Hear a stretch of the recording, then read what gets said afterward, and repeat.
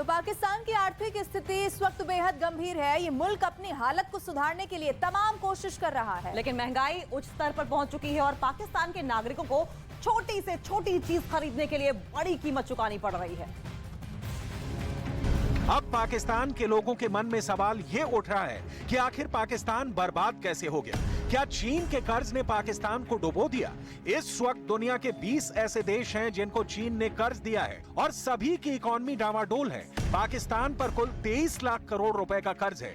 इसमें 30% कर्ज अकेले चीन का है।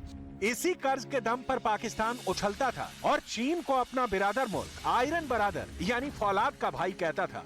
लेकिन खबर यह है कि अब चीन ने तकनीकी मुद्दों का हवाला देकर पाकिस्तान में अपने दूतावास के वाणिज्य दूतावास को अस्थायी रूप से बंद कर दिया है। यानी जब पाकिस्तान की नैया डूबने लगी तो पाकिस्तान को छोड़कर भागने वाला सबसे पहला मुल्क भी चीन ही बन गया है। फिर भी पाकिस्तान अपने पड़ोसी हिंदुस्तान की तरक्की से काफी बेचैन और परेशान है। वहाँ सवाल ये पूछा जा रहा है कि आखिर क्यों तुर्की के अंदर तिरंगा शान से लहरा रहा है। तुर्की एक इस्लामिक कंट्री, वहाँ के लोग अपने घरों की छतों पर इंडिया का झंडा लहरा रहे हैं और ये आज ऐसा पहली दफा देखने को नहीं मिला। आपको याद होगा जब यूक्रेन और रशिया के दरमियान वॉर थी तो यूक्रेन में फंसे हुए मुसलमान स्टूडेंट ने वहाँ से निकलने के लिए इंडिया का फ्लैग यूज किया था और ये खबर बहुत ज्यादा वायरल हुई थी कि पाकिस्तानी स्टूडेंट जो है वो इंडिया का झंडा इस्तेमाल करते हुए अपनी जानें वहाँ से बचा कर निकले। यानी आप सोच सकते हैं कि इंडिया के झंडे की, इंडिया के पासपोर्ट की कितनी वैल्यू है।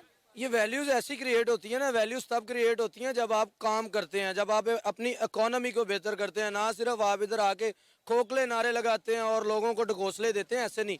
उन्होंने अपनी वैल्यूज क्रिएट की हैं। उनकी जो इंडस्ट्री है वो इस वक्त दुनिया की, इंडिया जो है चौथी बड़ी मईशत है, वो कैसे बनी है? रिसेंटली तुर्की और सीरिया में ज़ल्ज़ला आया है जिसकी वजह से काफी जानी और माली नुकसान हुआ है। जिस कंट्री ने सबसे ज्यादा बढ़ चढ़कर तुर्की के लोगों की, मुतासरा लोगों की मदद की है वो है कंट्री इंडिया।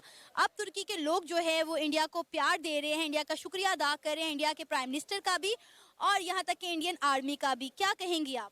अच्छी बात है जो उन्होंने उनकी हेल्प की है, तो ऑब्वियसली कोई फीडबैक तो, पॉजिटिव फीडबैक तो जाना चाहिए। ज़रूरी नहीं है कि इंडिया का हमारे साथ कोई क्लैश है तो तुर्की वाले भी क्लैश ही रखें। तो उनकी ऑब्वियसली उन्होंने अगर मदद की है तो बदले में उनको थैंक्स तो हर कोई करता है। ये तो एटिकेट की बात है कि आपको ऐसे रिस्पॉन्स देना चाहिए, तो अच्छी बात है। आपको पता है कि तुर्की के लोग अपने घरों की छतों पर चढ़कर इंडिया का झंडा लहरा रहे हैं और ये एक बहुत बड़ी बात है। बहुत बड़ी बात है वाकई में। किसी और कंट्री का फ्लैग आप लगाएं, लेकिन ये भी तो देखें ना कि किसी और कंट्री ने आपकी कंट्री की कितना ज़्यादा हेल्प किया हर चीज़ में, कि आपकी मतलब एक तरह से इतना बड़ा नुकसान हुआ है। कितने ज़्यादा लोग वैसे वहाँ काफी ज्यादा सिटीज ऐसी हैं जो डिस्ट्रॉय हो गई हैं। हाँ, तो बहुत ज़्यादा नुकसान हुआ है, काफ़ी ज़्यादा जानी नुकसान हुआ है। तो आप किसी को एक तरह से गिरे हुए को उठा रहे हैं तो आप जाहिर सी बात है कि इस तरह से थैंक यू बोलना और अपने ग्रैटिट्यूड शो करना, it's a good thing.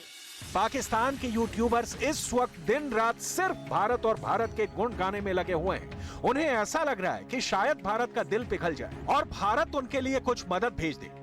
Pakistan पहले से ही सदमे में है। उसमें जम्मू और कश्मीर के अंदर लिथियम का लाखों टन का भंडार मिलने से पाकिस्तान की जान और सूख गई है, क्योंकि इससे भारत की इकोनॉमी में और बड़ा बूस्ट आने वाला है। पहले आप अपने मकबूजा कश्मीर पे तो राइट बना लें, वो उसी पे राइट नहीं बना आपका।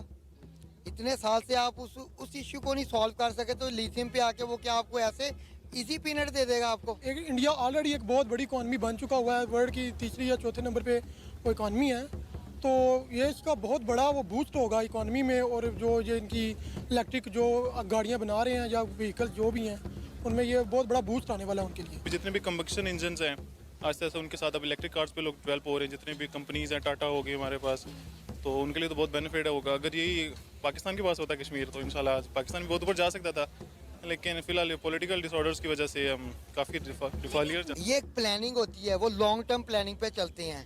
हमारे वाले तो रजीम चेंज, किसी को भी डॉलर दो तो बैठा दो लाके। अगर आपके मुल्क में चोर चौकों ने गवर्नमेंट करनी है तो ये लिथियम क्या इधर से गोल्ड भी निकल आएगा, वो भी हमारा नहीं। आज पाकिस्तान के लोग रो रो कर भारत से मदद मांग रहे हैं, लेकिन भारत के लोगों को ये नहीं भूलना चाहिए कि आज भी पाकिस्तान भारत की बर्बादी का ख्वाब देख रहा है। हम पूरे इंडिया के मालिक हैं। अच्छा। हाँ, कश्मीर तो कुछ भी नहीं है।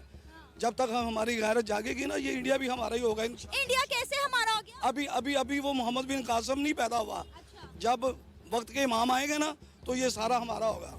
पाकिस्तान के लोगों के मन में मौजूद कट्टरता ये बता रही है कि श्रीलंका और सोमालिया जैसे मुल्क भी शायद कभी अपने पैरों पर दोबारा खड़े हो जाएं, लेकिन पाकिस्तान को बर्बाद होने से कोई नहीं बचा सकता।